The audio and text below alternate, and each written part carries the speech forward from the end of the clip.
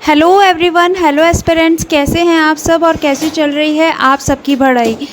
तो फ्रेंड्स, आज है डे 11 और सबसे पहले तो आपको बहुत सारा सॉरी, क्योंकि डे 9 और डे 10 का मैं शूट नहीं कर पाई हूँ। मेरे फ़ोन में कुछ एरर आ गया था, इस वजह से मैं रिकॉर्ड ही नहीं कर पाई फ्रेंड्स। तो 9 और 10 का शेड्यूल मैं आपको बता देती हूँ। सबसे पहले तो हम थोड़ा सा रिकैप देख लेते हैं। मैंने जो है वो जीके में फ्रेंड्स कृषि तक नहीं, कृषि टॉपिक कंप्लीट कर लिया है विद एमसीक्यू, और उद्योग में मेरा कंप्लीट हो चुका है। और जो बायोलॉजी है उसमें मैंने जेनेटिक्स एक बार पूरी रीडिंग कर ली है, सिर्फ रीडिंग की है। और साइकोलॉजी जो है उसमें मैंने सेकंड यूनिट को कंप्लीट कर लिया है विदाउट एमसीक्यू। तो इतना मैंने पढ़ लिया है फ्रेंड्स। और आज है डे 11। और फ्रेंड्स, मेरे पास एक कमेंट आया था कि दी हम नोट्स कैसे बनाएं, और नोट्स बनाना सही है कि डायरेक्ट बुक में ही हाईलाइट से करना सही है। तो फ्रेंड्स, मैं आपको इस पे एक बात बताती हूँ कि सबके पढ़ने की स्ट्रेटजी अलग अलग होती है। कोई बुक से पढ़ता है, कोई नोट्स बना के पढ़ता है। तो मैं अपना बता देती हूँ, और मेरे हिसाब से जो मुझे सही लगता है वो है नोट्स बना के पढ़ना।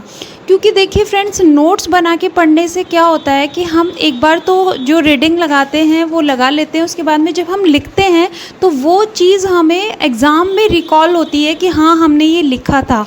और एक आपके पास जो मोटी किताब होती है वो कंपाइल होके आपके पास पतले नोट्स में आ जाती है। पतले इन द सेंस कि आप मान लीजिए कि 5 पेज अगर आपके बुक के हैं तो वो शॉर्ट होके 1 या 2 पेज में आपके नोट्स बनते हैं। तो इस तरीके से आप अगर बनाएंगे तो बहुत सारी मोटी जो बुक होती है वो कंपाइल होके छोटी हो जाती है, जो कि रिवीजन में बहुत ज़्यादा हेल्प करती है।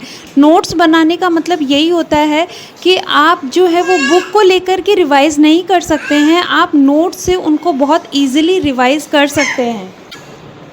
तो इस वजह से मैं आपको जो बता रही हूँ वो मेरी स्ट्रेटजी है।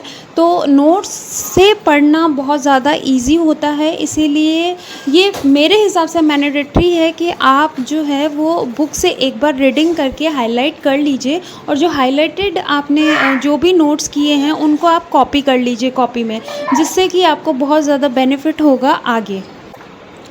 और एक फ्रेंड्स, जो मेरे से किसी ने पूछा है, जो मोस्ट कॉमनली मेरे से बहुत बार पूछा जाता है कि हम बहुत पढ़ने की कोशिश करते हैं लेकिन हमारा पूरा दिन कैसे निकल जाता है हमें पता ही नहीं चलता। सुबह हम सोचते हैं कि रात में पढ़ेंगे, और रात में सोचते हैं कि अब सुबह पढ़ेंगे, और जब घर का काम और बच्चों को संभालते संभालते ही पूरा दिन निकल जाता है। इतनी थकान हो जाती है कि पढ़ने का कुछ मन ही नहीं करता।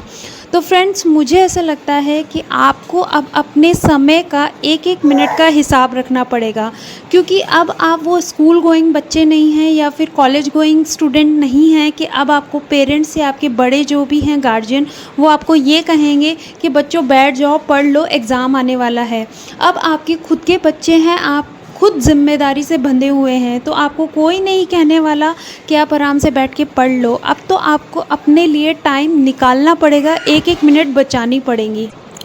फ्रेंड्स, कई बार ही हम सोच लेते हैं कि 10 मिनट हमारे लिए क्या इम्पोर्टेंस रखते हैं, 10 मिनट तो हम कुछ भी रेस्ट कर लेते हैं या फिर, लेकिन मैं बोलती हूँ कि 10 मिनट हमारे लिए बहुत इम्पोर्टेंस रखते हैं। अगर आप चाहो तो कोई भी 2-3 पेजेस के स्क्रीनशॉट ले सकते हो और उस 10 मिनट में आप उनको रिवाइज़ कर सकते हो। कोई भी एक टॉपिक जो छोटा है उसको आप अच्छे से रिवाइज़ कर सकते हो, रिकॉल कर सकते हो, जो आपको 10 मिनट में बहुत ही इजीली याद हो जाता है। तो फ्रेंड्स, अगर ऐसे आप हिसाब करके कैलकुलेट करके पूरे अपने टॉपिक्स को और सारी चीज़ों को लेकर चलोगे तो 10-10 मिनट करके आपका 1 घंटा हो जाता है। इसलिए जब कभी भी फ्री बैठो तो फ्री मत बैठो। अब समय नहीं है फ्री बैठने का। अब जब भी आपको बैठने का टाइम मिले या रेस्ट करने का टाइम मिले तो आप लेटे लेटे भी कुछ अपनी किताब से या नोट से स्क्रीनशॉट ले सकते हो और उसको रिकॉल कर सकते हो। तो इससे आपको बहुत ज़्यादा बेनिफिट होगा एग्ज़ाम टाइम में, क्योंकि एग्ज़ाम टाइम में वो चीज़ें आपको बार बार रिकॉल करने से याद रहेंगी जब एग्ज़ामिनेशन हॉल में बैठोगे। तो इस वजह से अब वो समय नहीं है कि आप उसको वेस्ट कर दो। जब भी आप खाना बना रहे हो तो सामने कुछ चिट लगा लो, उसमें जैसे कोई ईयर है या फिर कोई डेट है, उसको रिकॉल करते रहो।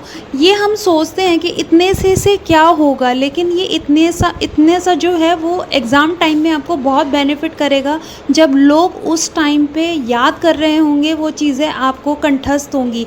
इसलिए इन 10-10 मिनट को बिल्कुल इग्नोर ना करें, और पूरा टाइम तो यूं ही निकल जाएगा फ्रेंड्स, क्योंकि आज तक भी निकलता ही आया है। लेकिन अगर आपने सपने देखे हैं, बड़े ड्रीम देखे हैं और आपने कुछ करने की ठानी है, तो अब समय को बचा करके अपने लिए यूज़ करना है।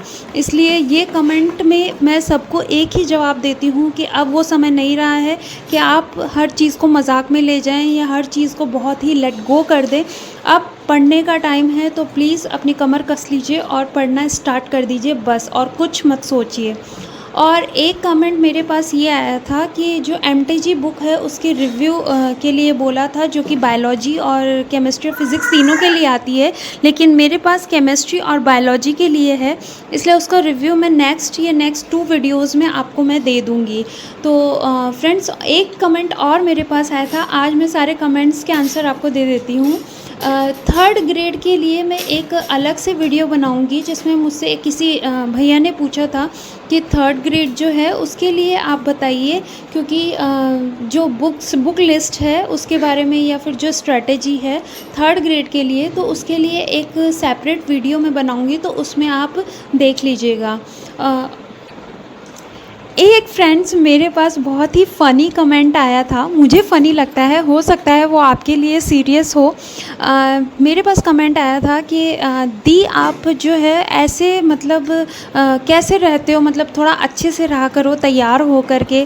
तो सिस्टर, मैं आपको बता देती हूँ कि ये चैनल जो है स्टडी चैनल है, बिल्कुल स्टडी व्लॉग है, रियल स्टडी व्लॉग है, और मैं यहाँ पे फ़ैशन बिल्कुल नहीं दिखाने के लिए आई हूँ। मैं जो रियल है वही आपको दिखाती हूँ फ्रेंड्स। और अगर मैं जो मैं नॉर्मल जो भी चीज़ होती है वो करती हूँ, लेकिन मैं रोज़ रोज़ तैयार होके नहीं बैठ सकती हूँ, क्योंकि मेरे पास ना तो इतना टाइम है और ना ही ये सब चीज़ें करने के लिए मैं अब सोचती हूँ कि मैं ये कर सकूँ या नहीं कर सकूँ।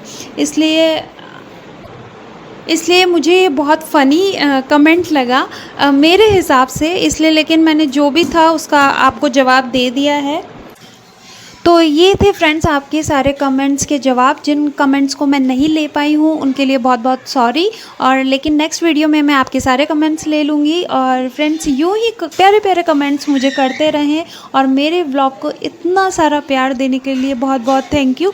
अगर हम स्टडी करेंगे और आगे बढ़ेंगे तो एक ना एक दिन ज़रूर सक्सेस पाएंगे और फिर हल्ला बोल देंगे। इसलिए प्लीज़ मेरे चैनल को सब्सक्राइब कीजिए, शेयर कीजिए, लाइक कीजिए और कमेंट करना बिल्कुल मत भूलिए।